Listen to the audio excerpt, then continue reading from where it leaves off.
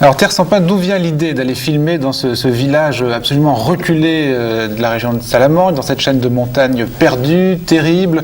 D'où vient l'idée d'aller raconter la vie? Alors ça, c'est la faute d'un Français, c'est la faute d'un livre, c'est le livre de Maurice Legendre, qui l'a totalement passionné, bouleversé, où il a, dans cette réalité décrite, cette réalité affreuse de ces paysans des Hurdes, il a retrouvé en fait la force et le scandale de son élan surréaliste. C'est-à-dire ce que je crois qu'il faut dire tout de suite, c'est que ce documentaire et tout ce qu'on en verra et tout ce qu'on pourra en dire au fil de l'émission est pour Buñuel un film surréaliste. Oui, pour lui. Oui. Mais alors, pas complètement présenté comme ça au moment... pas du tout. Pas du tout, et pas tourné comme ça, puisque en fait, là, il ne s'agit pas de faire monter une vache sur un canapé, il s'agit de filmer des gens vrais et ô combien, dans une misère vraie et ô combien.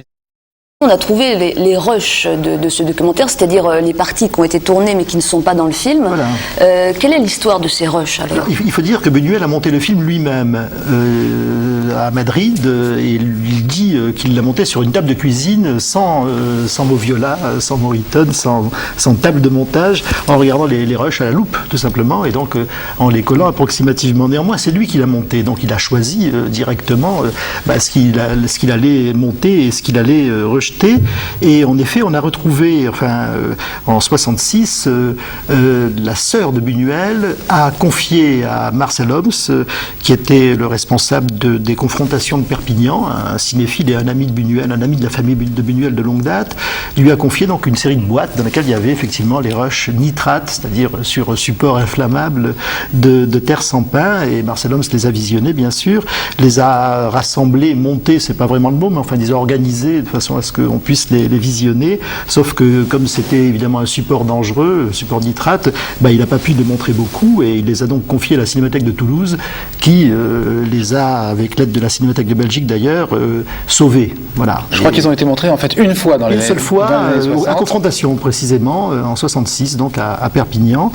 Et puis très récemment, donc à Valence, dans une manifestation organisée par le CRAC, qui s'appelle le CRAC de Valence, qui s'appelle 25 images secondes, où il est question donc des images, du pouvoir des images, de la violence des images. Eh bien, on a montré ces rushs de Terre sans pain, et ça a été l'occasion en effet de vérifier à quel point le propos de Buñuel est un propos, je dirais, radical, au sens où radical, il ne laisse rien passer. C'est radical.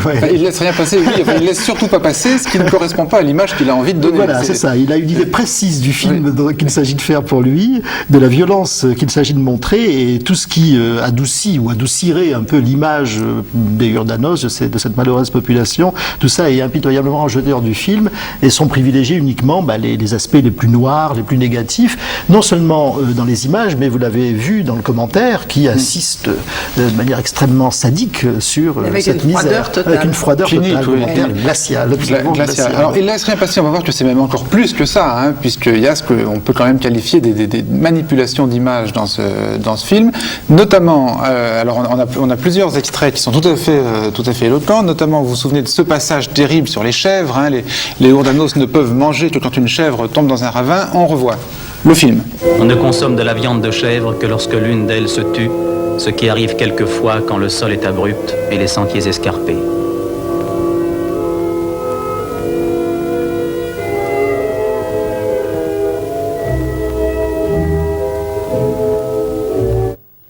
Voilà, donc la chèvre tombe dans le précipice, et Daniel Eman, si on a bien regardé, mais on va le revoir, on peut voir dans le coin droit de l'écran, au moment où la chèvre tombe, on peut voir, paf, un nuage de fumée, juste au moment où la chèvre tombe. Alors ce nuage de fumée, qu'est-ce que c'est? Eh bien, Buñuel s'en explique. Il s'en explique dans les conversations qu'il a eues avec Thomas Pérez Torrent et José de la Colina. En quelle année à peu près? Tout de suite derrière. Oui, il s'en explique. Alors voilà, il dit, comme nous ne pouvions pas attendre que l'événement se produise, c'est-à-dire que les chèvres tombent, puisqu'on est bas, alors je l'ai provoqué en tirant un coup de pistolet. Ensuite, nous nous sommes aperçus que la fumée du coup de feu apparaissait dans le champ, mais nous ne pouvions pas retourner la scène. Voilà. Et ça, on Voilà. le voit très bien dans les rushs. Donc, ça n'est pas du tout.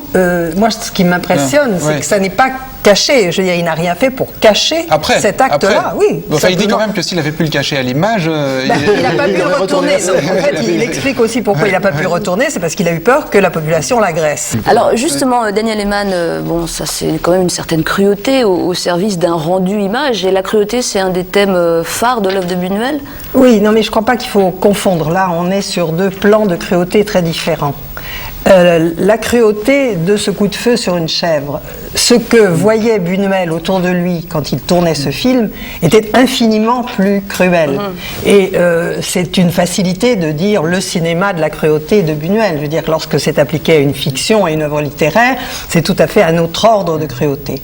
Là, il s'agit de montrer l'extrême cruauté de la vie de ces gens. Donc, pour arriver là, tous les moyens sont bons, et tuer une chèvre, c'est quand même moins effroyable que ce que vivent chaque jour les Ordanos. Voilà. Autre exemple, dans une longue scène, vous l'avez vu tout à l'heure, mais nous allons la revoir, Louise Buñuel évoque les conditions de vie très difficiles des habitants de la région. On regarde à nouveau. Faute d'argent et d'animaux domestiques, le Urdano ne peut pas se procurer d'engrais. Aussi doit-il aller chercher sur la montagne de quoi en faire, comme la famille que vous voyez ici.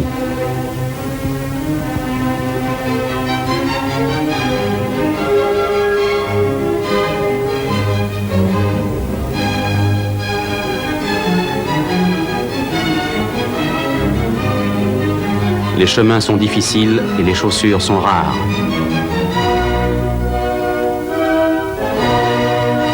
Alors voilà, c'est vrai que les chemins apparaissent difficiles et qu'on peut plaindre les pieds de ces paysans, mais alors, est-ce qu'il n'y a pas quelque chose qui vous apparaît là, même sans le secours des rushs d'ailleurs, dans la séquence qu'on vient de voir? Il y a un travelling. Il y a un travelling. Bah oui. Alors, on va peut-être la revoir. Alors, un On travelling. peut peut-être expliquer d'ailleurs un travelling, tout le monde ne sait pas forcément. C'est la caméra qui est mise sur des rails ou sur une voiture. Oui, c'est plus peut-être le cas ici. vraisemblable sur une voiture d'ailleurs. Et puis, Je pense pas qu'il y ait Donc cette il faut une voiture. surface quand même relativement plane, c'est ça? Voilà, il faut une surface plane, donc ce qui veut dire que tout à côté de ces paysans qui s'abîment les pieds sur des chemins impossibles, il y a une route moins difficile. Il y a une route sur laquelle Buñuel avait mis sa voiture, parce que l'équipe de tournage avait fait l'acquisition d'une voiture. Donc on voit bien, là on imagine bien Buñuel en train de filmer dans sa voiture et au-dessus de lui les gens qui peinent, c'est quand même ça.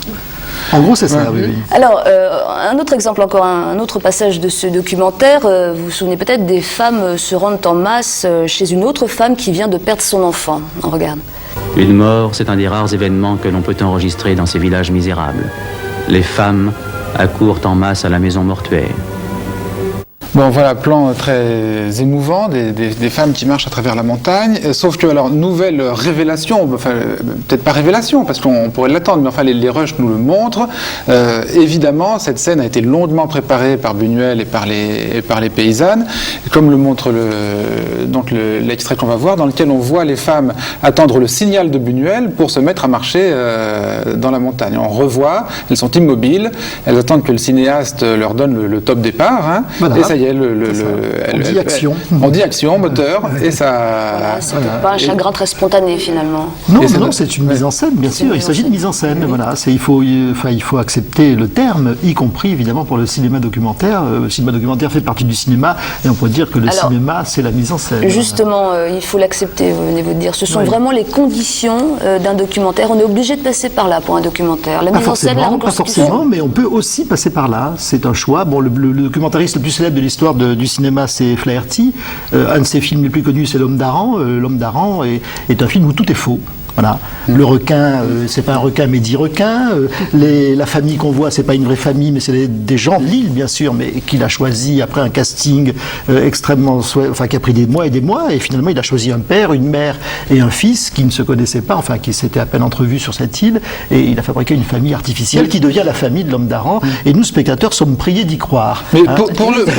Et nous y croyons, bien sûr. Pour la bonne cause, on a le droit de transformer les gens en comédiens. C'est pas seulement pour la bonne cause. D'ailleurs, le mot bonne cause, ça me paraît extrêmement extrêmement dangereux à manier, en tout cas dans le cas du Buñuel, oui, pour la cause, pour la meilleure cause peut-être, pas la bonne.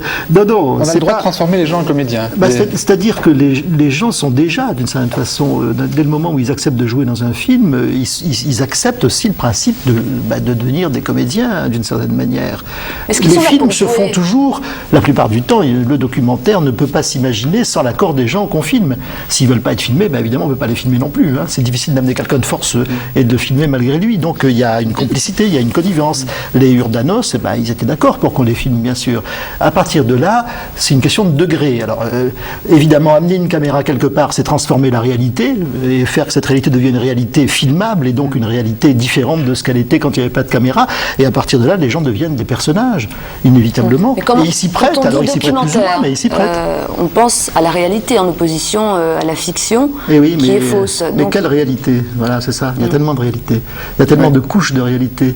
Alors, le travail de Buñuel, c'est justement, je crois, d'enlever un certain nombre de couches qui rendent la réalité brouillée, peu claire, peu lisible, ou la rendre lisible, ou aimable, ou trop douce. Voilà, et effectivement, il procède comme un peintre ou un sculpteur. Il enlève les choses pour qu'on voit.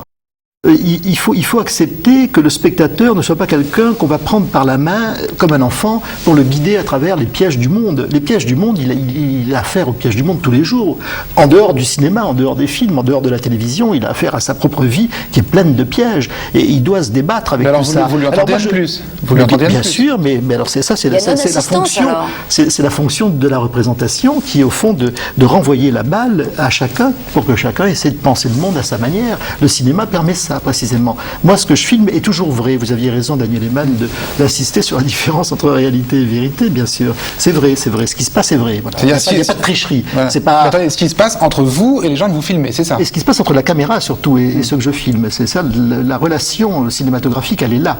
Hein, c'est la vérité d'un moment, le cinéma. La vérité du moment de la prise de vue. On pourrait dire que de ce point de vue-là, bien que tout soit mis en scène dans le film de Buñuel, tout est vrai. Oui, sauf que sur votre documentaire, là, il n'y a pas l'étiquette cinéma. On ne sait pas qu'on est au cinéma. On pense qu'on assiste vraiment... C'est parce qu'on a oublié que le documentaire était une partie fondatrice du cinéma. Je dirais, les premiers films de Frères Lumière sont des films documentaires. C'est plus ça. Et bien, dans l'acceptation commune, il y a une confusion qui s'est peu à peu nouée entre ce que j'appellerais le monde de l'information, auquel la télévision appartient en partie, et puis le monde des arts, qui c'est pas exactement la même chose. Dans l'art, évidemment, on a toujours manipulé, réécrit, retravaillé, réinterprété ce qu'on appelle la réalité. Alors, on revient au documentaire de Buñuel, Terre sans pain, 1932. On a vu le jeu de la direction des acteurs. On va passer à la séquence plan de coupe, mais d'abord peut-être un mot de technicien. Qu'est-ce qu'un plan de coupe ? Un plan de coupe, c'est un plan qui, en général, permet de passer d'un moment à un autre, d'une scène à une autre, d'un champ à un autre, d'un axe à un autre. C'est un plan intermédiaire, en quelque sorte. C'est un plan intermédiaire. Voilà, qui permet d'assurer une continuité. Continuité, évidemment, fausse. Alors, exemple de plan de coupe dans Terre sans pain de Buñuel. Si l'un d'eux échoue, il retourne et recommence autant de fois qu'il est nécessaire, mais il faut que chaque homme arrache une tête.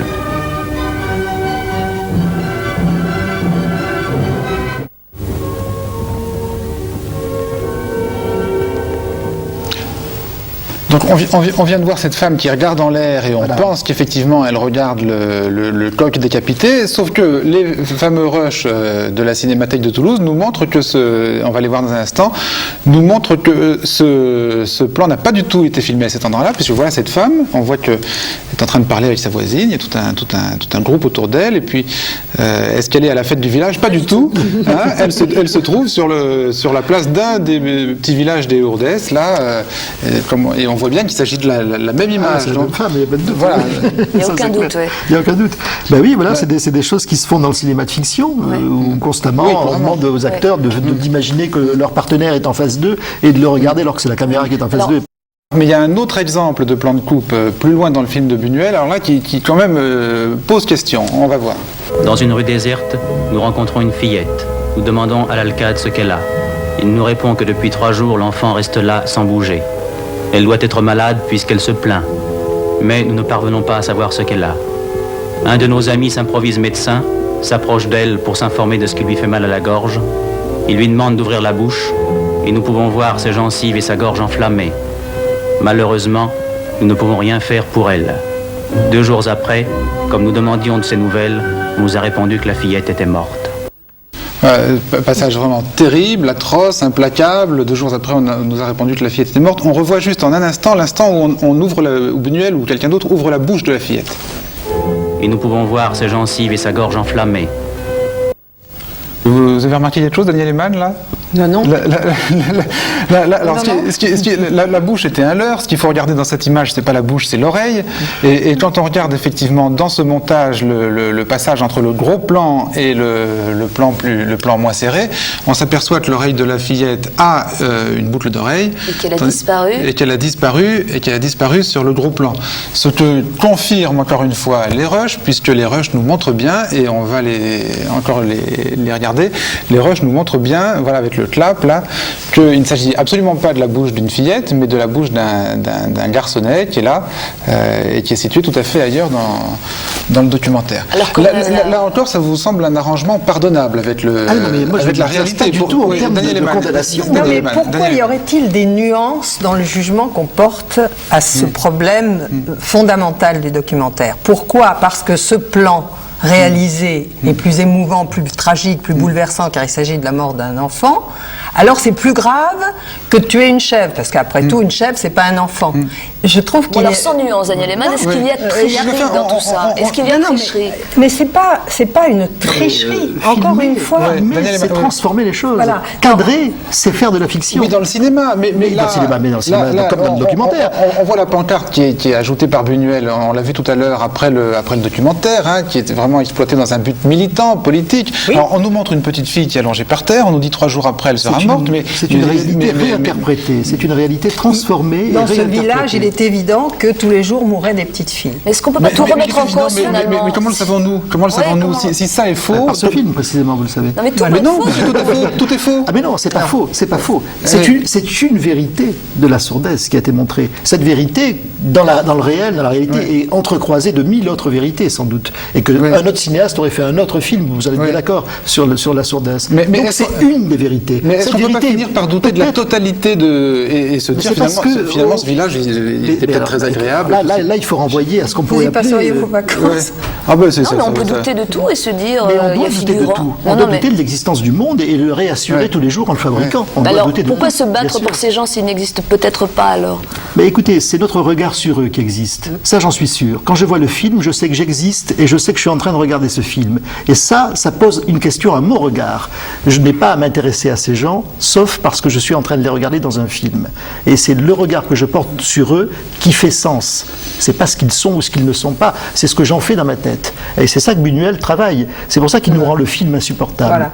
C'est ce que le spectateur peut construire à partir des éléments qui lui sont donnés par le film qui fait sens. Hein, c'est ce que je vous disais tout à l'heure. Il n'y a jamais trahison entre ceux que vous filmez écoutez, et si on est dans une opération qui fait sens pour moi, qui me pose question, qui me renvoie au fond à mes naïvetés ou à mes illusions et qui les met en doute, alors je trouve que tous les moyens sont bons pour arriver à ça, parce que nous souffrons, nous, d'imaginer un monde à notre mesure. Si on nous montre Évidemment, que le monde n'est pas à notre mesure, c'est intéressant, c'est une opération politiquement Daniel Eman. intéressante. La question est de savoir entre les mains de qui on met cet outil et cet appareil de pensée et d'action. Oui, mais alors C'est tout le là problème. c'est entre des mains qui Alors sont... qui va faire le choix entre les mains respectables et les mains pas respectables? Je sais pas, je trouve que Jean-Louis Coboli ici présent ou Louise Buñuel ici absent ont fait quand même la preuve d'une certaine honnêteté, d'un certain regard sur le monde. Oui, mais enfin, qui va décider qui est honnête et qui n'est pas honnête? Mais ça n'est Pourquoi pas... le spectateur ne déciderait pas lui seul? Expliquez-moi ça. Voilà, c'est ça que j'arrive pas à Et comprendre. pourquoi est-ce qu'on discute en termes d'honnêteté, de morale? Ça n'est pas de cette... On fait comme s'il fallait sans cesse prouver aux gens qu'ils sont sur le bon chemin. Mais c'est à eux de trouver le bon chemin. Et on a le droit de se tromper de chemin. Et alors Jean-Luc Comollet, pourquoi faire des documentaires et pas des films? Mais parce que je pense que, d'une certaine façon, c'est la même chose. Je pense que dans le documentaire... de fait, ça n'est pas la même chose. Mais, si, c'est la même chose, parce que de toute façon, on reconstruit le monde, que ce soit à travers des films, des poèmes, des livres, des documentaires, des fictions, on reconstruit sans cesse ce monde qui est là et qui n'est jamais complètement construit, que nous reconstruisons en permanence. Et donc, tout est dans la logique que nous mettons en œuvre, hein, c'est-à-dire avec qui, pour qui, comment, Hein, dans quel type de relation on va le reconstruire? Si je reconstruis le film pour précipiter les spectateurs dans, je sais pas, le malheur ou le désespoir ou le sentiment de leur propre aliénation, c'est une chose. Si je le reconstruis pour au contraire leur donner, comme ici dans le cas du film de Buñuel, un sentiment de révolte devant quelque chose d'intolérable, alors oui, je pense que c'est juste de le faire.